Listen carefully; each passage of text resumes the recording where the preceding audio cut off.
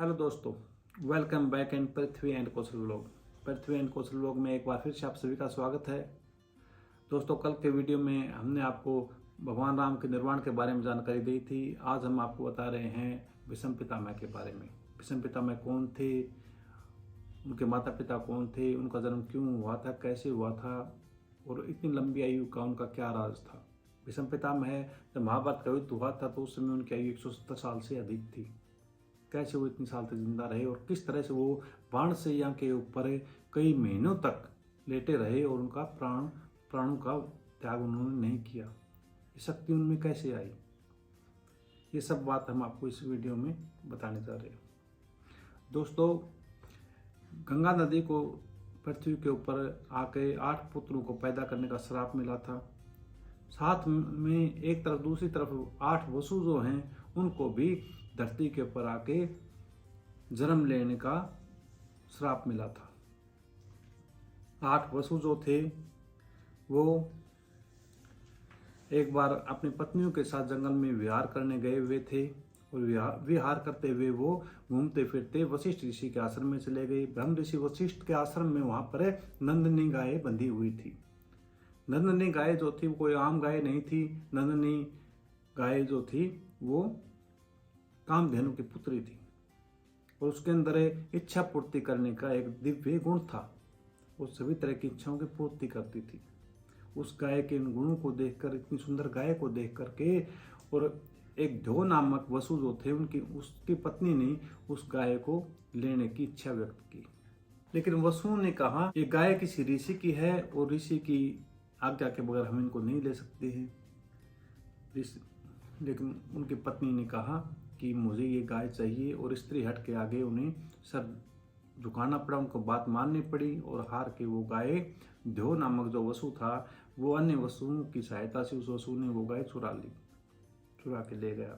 जब वशिष्ठ ऋषि वापिस आश्रम में आते हैं तो अब नंदिनी को नहीं पाकर वो ध्यान लगाते हैं और दिव्य दृष्टि से देखते हैं किस प्रकार वसुओं ने उनकी गाय को चुरा लिया। दोस्तों, परम ऋषि वशिष्ठ अपनी शक्ति से उन 8 वसुओं को श्राप दे देते हैं। श्राप की बात सुनकर 8 वसु उनके पैरों में आके पड़ जाते हैं, उनसे माफी मांगते हैं। लेकिन ब्रह्म ऋषि वशिष्ठ उन 8 में से 7 वसुओं को माफ कर देते हैं। 8वें ध्यो जो वसु थे जिन्होंने गाय चुराई थी उसको वो माफ नहीं करते हैं।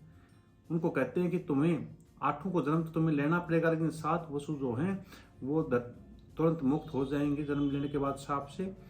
लेकिन 8वां जो ध्यो वसु है उसे पृथ्वी पे अपना पूरा जीवन गुजारना पड़ेगा एक लंबे समय तक और उसे धरती पे दुख भोगने पड़ेंगे अपने। तो जो 8वें जो ध्यो वसु थे वही द्वापर काल में आके और गंगा मैया की गोद से पैदा हुए, कोख से पैदा होके देवव्रत नाम से विख्यात हुए, बाद में भीष्म के नाम से विख्यात हुए। दोस्तों, दूसरी तरफ गंगा नदी को भी धरती पे आके 8 पुत्रों को जन्म देने का श्राप मिला था। गंगा नदी, राजा शांतनु गंगा नदी पे मोहित हो गए थे। उनके सामने शादी का प्रस्ताव रखा था।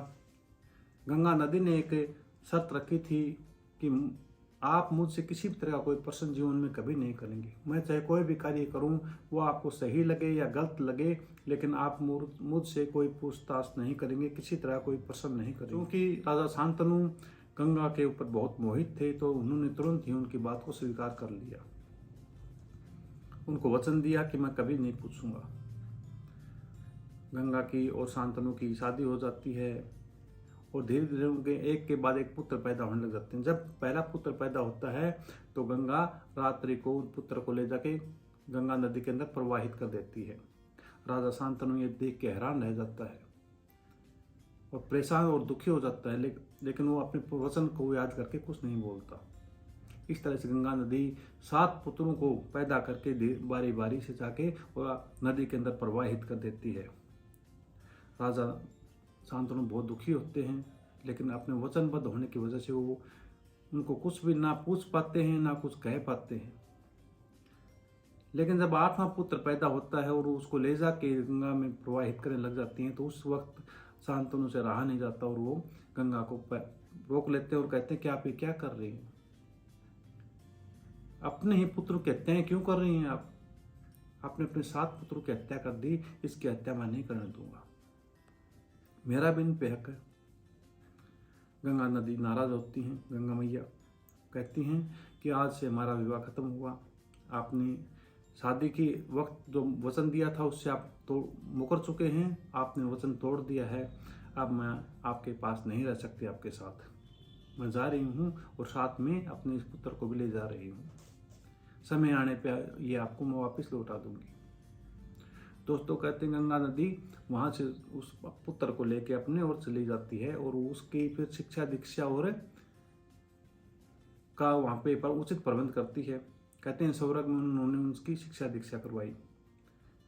परशुराम जो थे वो उनके गुरु थे, अस्त्र शस्त्र के चलाने में उनका ज्ञान परशुराम ने खुद उनको दिया था और शास्त्रों का ज्ञान अन्य गुरुओं से वसदेशियों से उनको दिलाया गया।